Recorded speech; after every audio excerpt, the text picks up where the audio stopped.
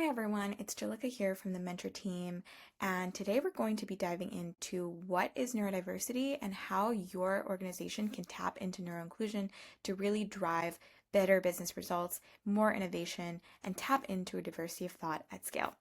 So, first of all, what is neurodiversity? It simply means that people think, process, and learn in different ways. And it's a natural part of human variation in the ways that our brains are built across genetics and across the human species. One thing to note is that it is not a deficit. It can actually be a strength if harnessed and if tapped into in the right ways. What we typically see is neurodiversity includes ADHD, autism, dyslexia, anxiety, OCD, giftedness, or twice exceptional, and there's so many names for different forms of neurodivergence. And why this really matters to companies is that 1 in every 5 humans are neurodivergent. So it's not like you can run away from it. In fact, neurodivergence are already in teams, in companies today. And companies are looking at how they can empower their employees with these AI skills, but it's also about understanding the human behind the technology that brings exceptional skills into the workplace. When tapped into, those skills include pattern recognition, technical depth, creative problem solving, an exceptional ability to hyper focus, and unique perspectives. In fact, many of today's best engineers, analysts, and innovators fall into this group across industries, like we see in aviation, in film, in entertainment, in technology. Some of the greatest innovators are neurodivergent because they're able to solve problems in a way of thinking that's different than how the problems were created in the first place.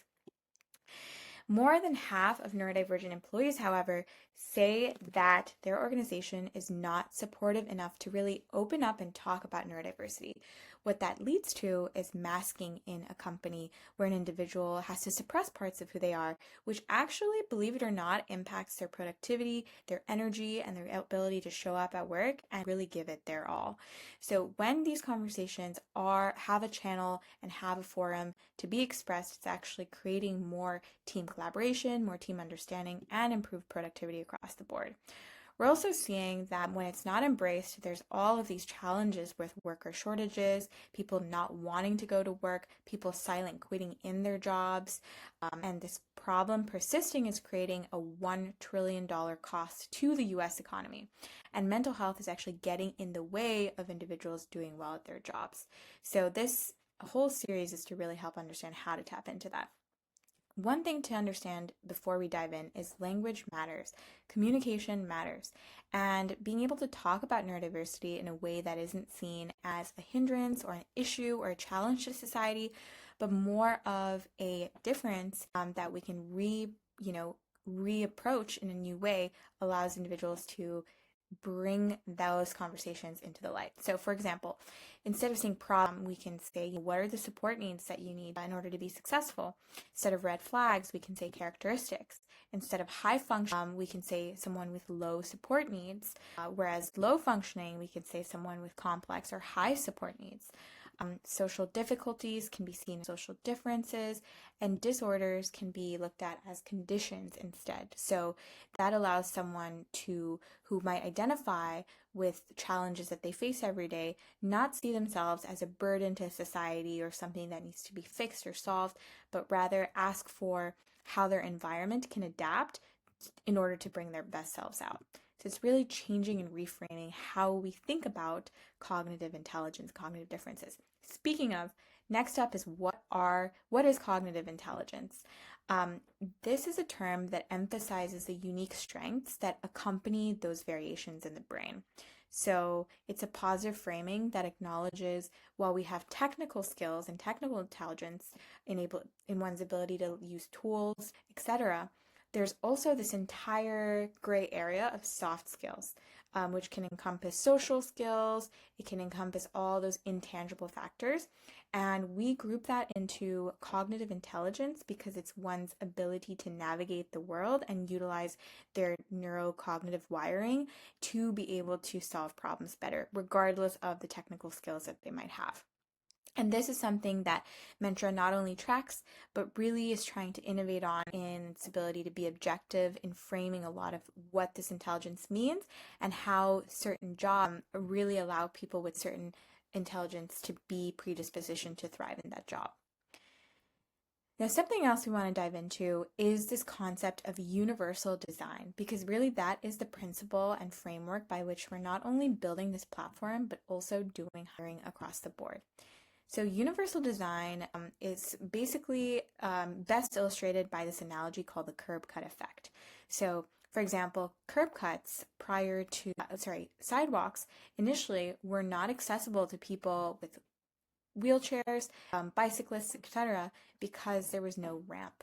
And so as soon as these ramps were built for people on wheelchairs, it started to help not only wheelchair users, but also parents with strollers, bicyclists, people with packages, people with, suitcases. So it really began to help everyone to have these curb cuts built into sidewalks. So the societal benefits of being inclusive and accessible actually go well beyond just the individual with the disability and really benefit everyone in society. And so that is how we want to design the world, right? To make sure that it's working for people who have disabilities, who are neurodivergent, both in the physical world and in our social interactions, as well as working better for everyone else because it's just designed to accommodate all these different edge cases in society. So that takes us to neuroinclusivity. And this is the idea that we're really accommodating everyone's different brain types. It is intentional inclusion, really factoring in all those differences rather than unconscious unawareness, right? It's being conscious and aware of how everyone is different and how we can support them. There's so many different forms, for example, of sensory sensitivities, which can create mental health challenges. It can create a distorted perception. It can decrease communication, decrease productivity, a lot of times because of not only the aspects of the physical environment, whether that's auditory, olfactory, visual, but also in the internal environment, and that could be emotional as well. And so ensuring that we're able to communicate in a very professional and supportive and understanding way can really allow employees to feel safe, to feel seen, to feel supported, and to feel like they can bring the best work to their office and meet those demands every day in a way that's sustainable and allows them to really flourish and thrive. So to conclude, there's so much more that we are going to dive into in the course of this partnership, but just to conclude for today, really something to highlight here is that neurodivergence can thrive only when brought into the right environment, so that's the physical space, where people are understanding of those differences, and that's kind of the human environment that's being created as well. That's especially important in remote work because in the way that managers give instructions, give feedback, teammates collaborate, those differences being understood can be vital to allow productivity, and also ensuring in a physical space that environments are conducive to everyone's brains is also really powerful.